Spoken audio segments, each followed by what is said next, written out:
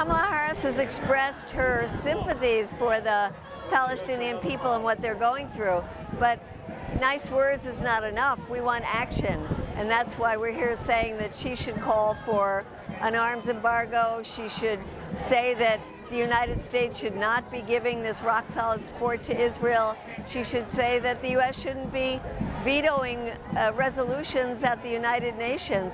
She should show us that her policy is not going to be the same one as Joe Biden's.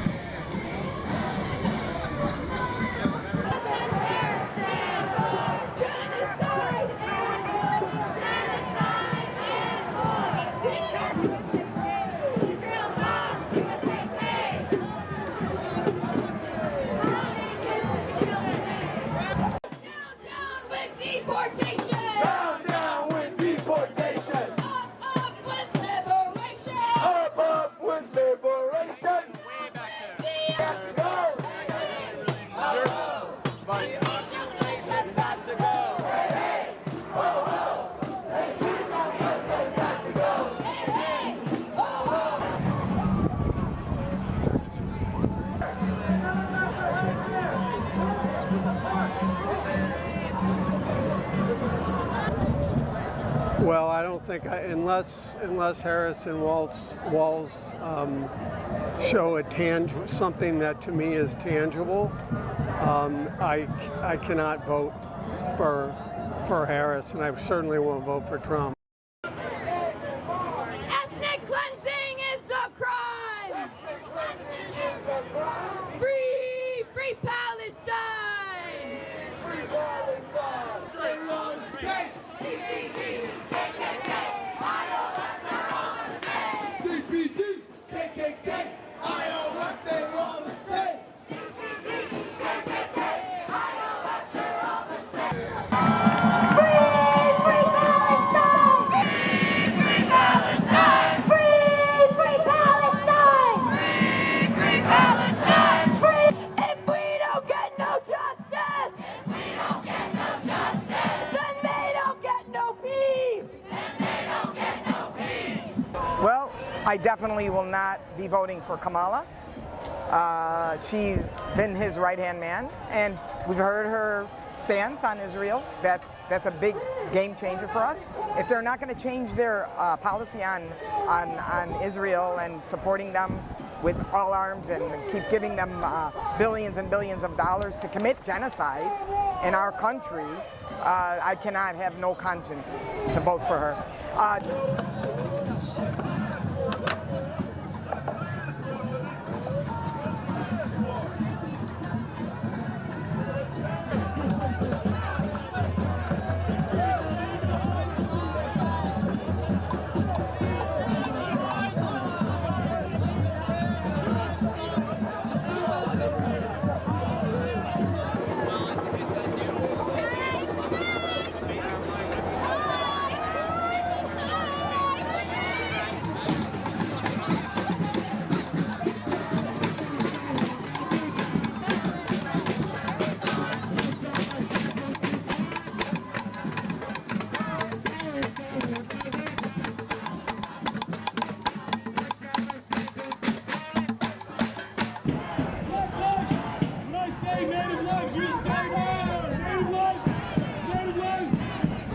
Well, you know, I think that the candidates for the two parties, they really need to start listening to the people and listen to the current moment. Because right now, people across the country are upset and frustrated to see both parties continue to serve the needs of the rich, the needs of war profiteers, instead of the people all around us, people that are struggling, people who have had their families separated, people who have had their families killed in Palestine.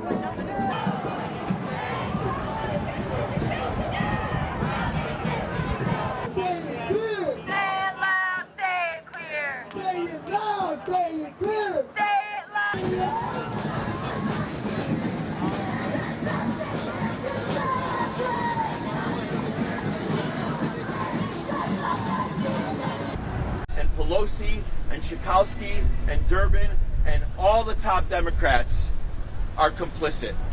They are responsible. We hold them responsible we will hold them accountable. And that's why we're here today, and that's why this is going to be an incredibly beautiful scene.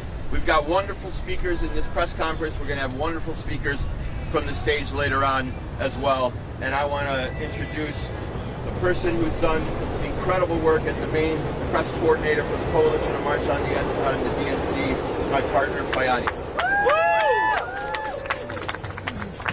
Fayani Aboma Mijana, F-A-A-Y-A-N-I A-B-O-M-A M-I-J-A-N-A. I use they, them pronouns.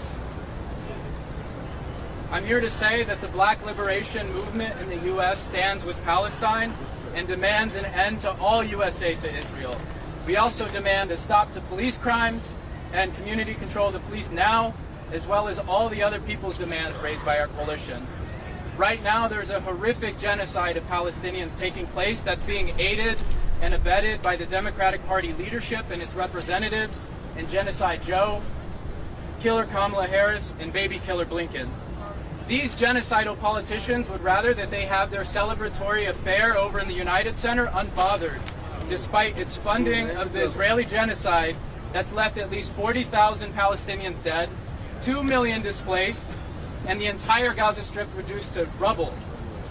The existence of this coalition, of this march, is a testament to how the very working and oppressed people these Democrats claim to represent will no longer stand for the currently existing order of our tax dollars being sent to fund a genocide. There is no lesser of two evils when the so-called lesser is aiding and abetting a genocide. And then recall that the Democrats sailed into office in 2020 from the George Floyd uprisings, as working and oppressed people, and specifically black people, turned down historic numbers in rejection of Trump.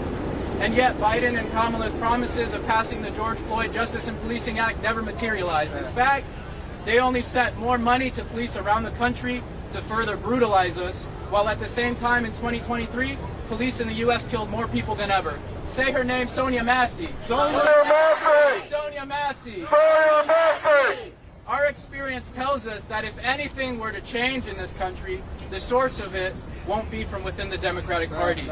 It won't be because they suddenly had a conscience.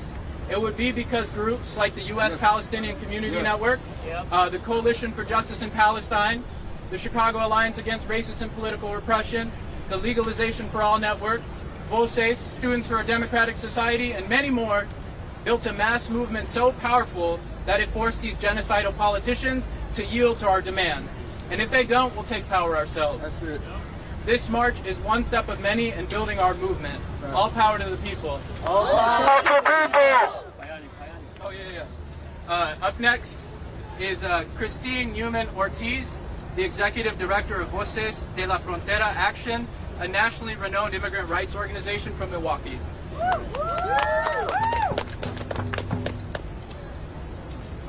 Christine Newman Ortiz, Executive Director of Voces de la Frontera Action, CHRISTINEMENEUMANN-ORTIZ, pronouns she, ella. 4 years ago, Voces de la Frontera Action built a Latine and youth voter immigrant network that was critical in Wisconsin in defeating Trump's fascist administration. And we are committed to do that again as part of a broader movement to block the threat of a second-term Trump administration, more empowered and ready to implement mass and strip away decades of social progress, including our very right to organize. But we stand here with all of you today to deliver a message to the Democratic Party that our commitment to defeating fascism does not mean that we do not make demands on the Democratic Party. We have waited too long for the promise of immigration reform for 11 million essential workers and their families who worked in the pandemic, yet are not treated as the heroes they are. We call on Harris and Walz to deliver on immigration reform in the first 100 days of the new administration. We stand in solidarity with Palestinians for an end to the funding of a genocidal war in Gaza.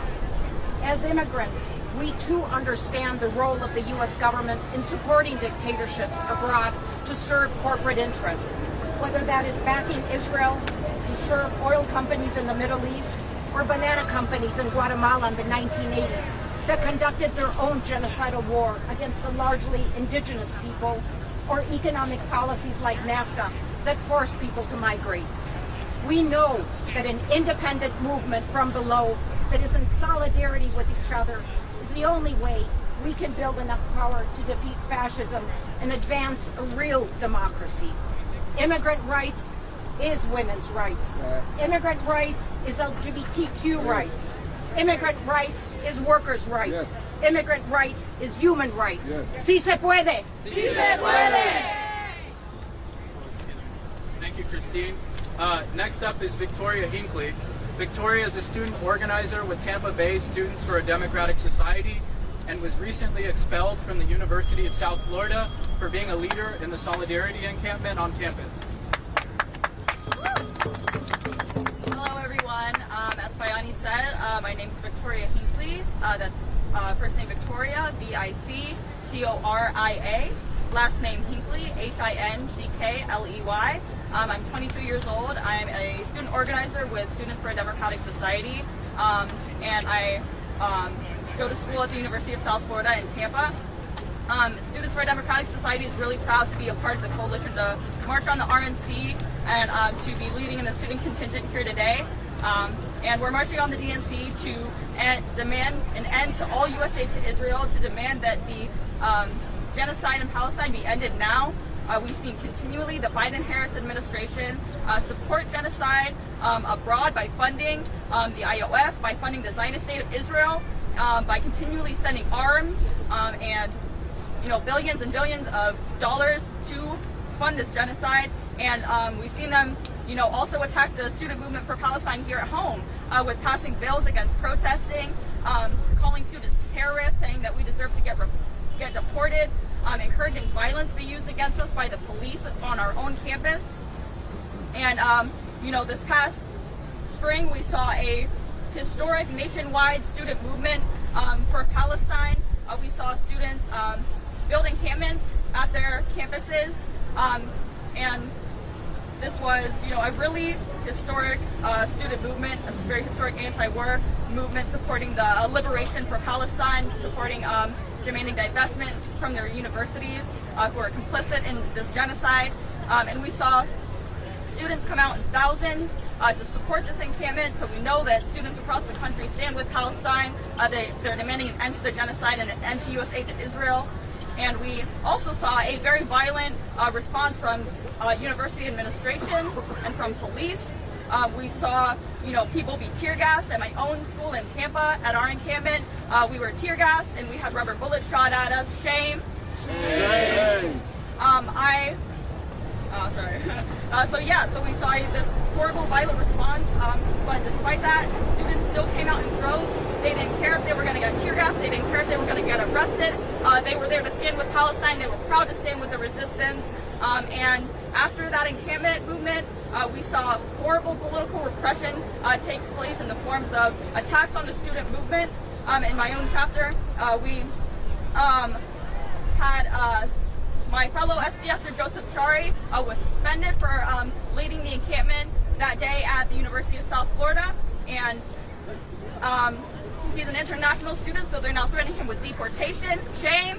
Shame. And I myself was expelled from the University of South Florida for standing with Palestine, for being active in my encampment movement, even though I was a single assignment away from graduating, from walking across the stage of my graduation ceremony. Shame. Shame. And Students for a Democratic Society has launched our national campaign to demand that our universities not get away with punishing students for being pro-Palestine. We're going to be calling in August 26th to August 30th to demand that students not be expelled, and demanding that our movements stop being attacked. And come fall, we're going to hit the ground running, ready to defend student protests for Palestine and continuing to demand divestment. We refuse to let our universities get away with funding a genocide in our name. Disclose, divest, we will not stop, we will not rest. Disclose, divest, we will not stop, we will not rest. Disclose, divest, thank you. We will not stop. Good morning. So my name is Inhe Choi, INHECHOI. And I'm with the Hana Center, as Hatem said. We are a community-based organization that works with Korean, Asian American, and multi-ethnic immigrant communities rebuild power toward advancing human rights. I'm also here with the National Korean American Service and Education Consortium, NAKASEC Action Fund, where we try to improve the policies that improve human rights, immigrant rights, and civil rights. And so we're here today with two purposes. The first is, as you've been hearing, to demand that the U.S. government stop using our tax dollars to fund Israel to continue committing atrocities and killing innocent lives in Gaza. Our people come from countries that have been experiencing brutality and tragedy of colonization, war, and U.S. military occupation.